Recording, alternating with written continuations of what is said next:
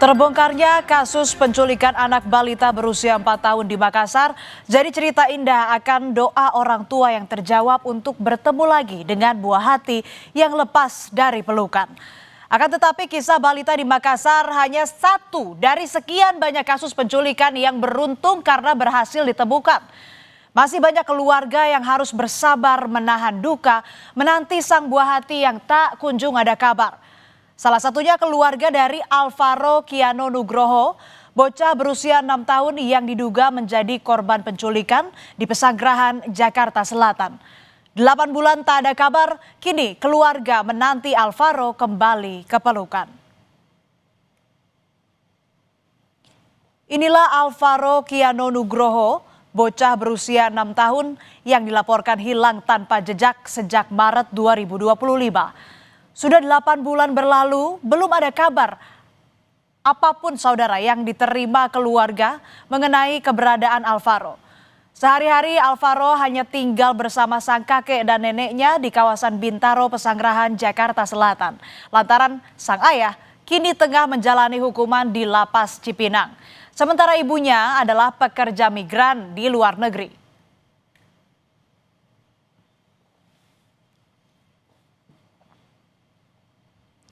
6 Maret 2025 adalah hari di mana sang kakek melihat terakhir kali sang cucu. Kala itu masih di bulan Ramadan. Alvaro seperti bocah-bocah sebayanya pergi ke masjid untuk berbuka puasa dan sholat maghrib.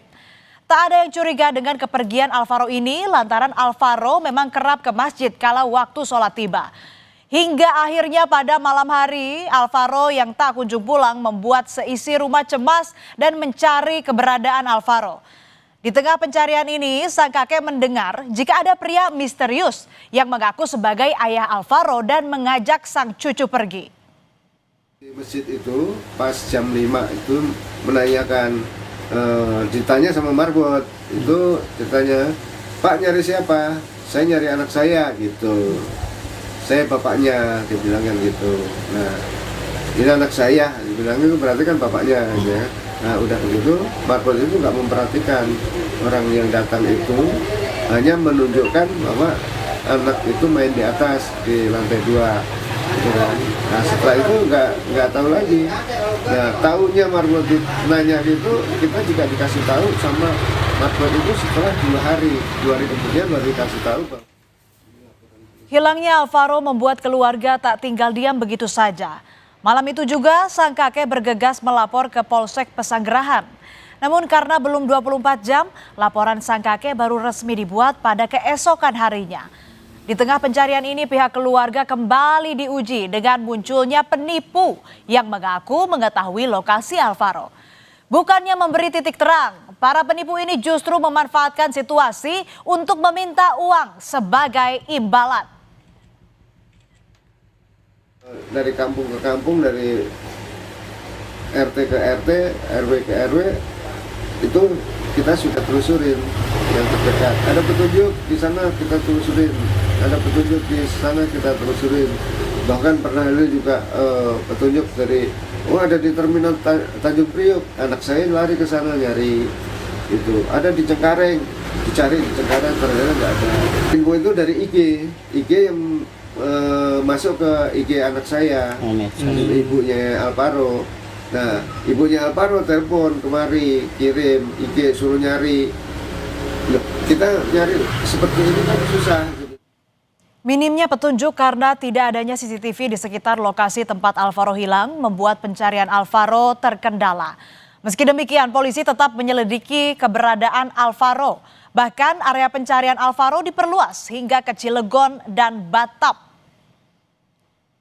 Lebih dari 8 bulan berlalu sejak Alvaro Kiano dilaporkan hilang. Berbagai upaya pencarian telah dikerahkan namun keberadaan Alvaro masih misterius. Doa tak henti terucap dari keluarga Alvaro berharap agar Alvaro dapat segera kembali pulang ke rumah dengan selamat.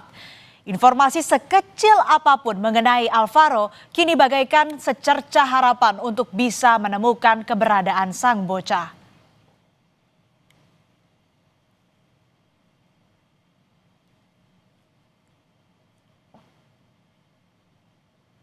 Di Madiun, Jawa Timur, seorang ibu juga tengah mencari keberadaan buah hatinya yang hilang.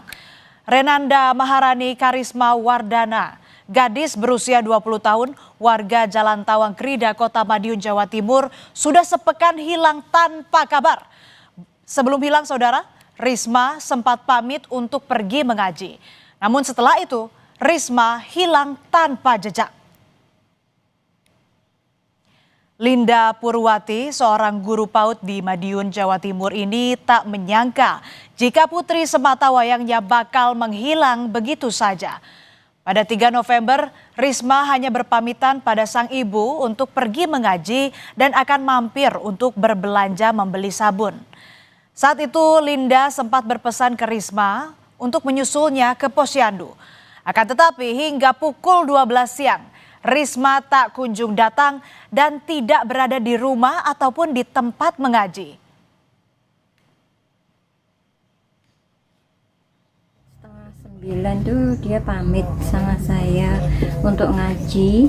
Setelah ngaji dia mau beli sabun di Samudra karena sabunnya habis. Tapi saya tunggu sampai jam 11, ternyata anaknya belum datang juga.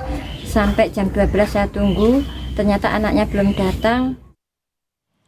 Kedua orang tua Risma telah melapor ke Polsek Kartoharjo.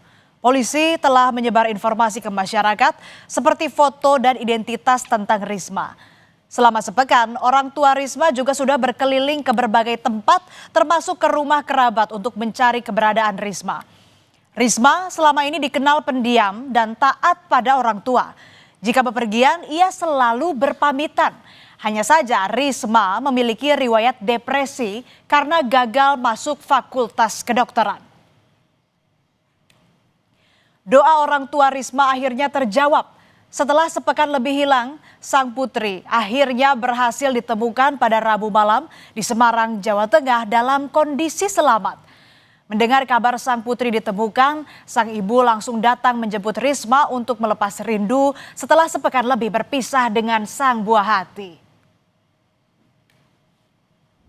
Dan bersyukur kepada Allah karena dengan limpahan rahmatnya kami masih dipertemukan bertemu dengan putri kami, dan kami juga mengucapkan terima kasih kepada pihak-pihak yang membantu kepulangan putri kami. Saat ditemukan, Risma berada di sebuah rumah penampungan di Ungaran, Semarang. Polisi masih menyelidiki mengenai kronologi bagaimana Risma bisa sampai ke Semarang. Namun karena kondisi Risma yang belum stabil, pemeriksaan ditunda sampai menunggu pemulihan psikologis Risma. Seminggu ini alhamdulillah tadi malam Babin Kamtibmas kami dari Tawangrejo memberikan informasi adanya keberadaan saudari RM yang sudah hampir seminggu ini meninggalkan rumah dan ada di Semarang. Tidak ada istilah penculikan, memang anak ini meninggalkan rumah tanpa izin dan sejauh ini indikasi penculikan. Bagi orang tua, anak adalah pusat semesta. Maka ketika buah hati hilang dari dekapan, dunia orang tua tak hanya terhenti, tapi juga runtuh seketika. Rasa sakit yang dirasakan bukan sekadar kesedihan biasa, melainkan hilangnya esensi kehidupan. Perlu kepekaan dari seluruh pihak untuk waspada, mencegah agar kasus penculikan tak lagi terjadi di tengah masyarakat.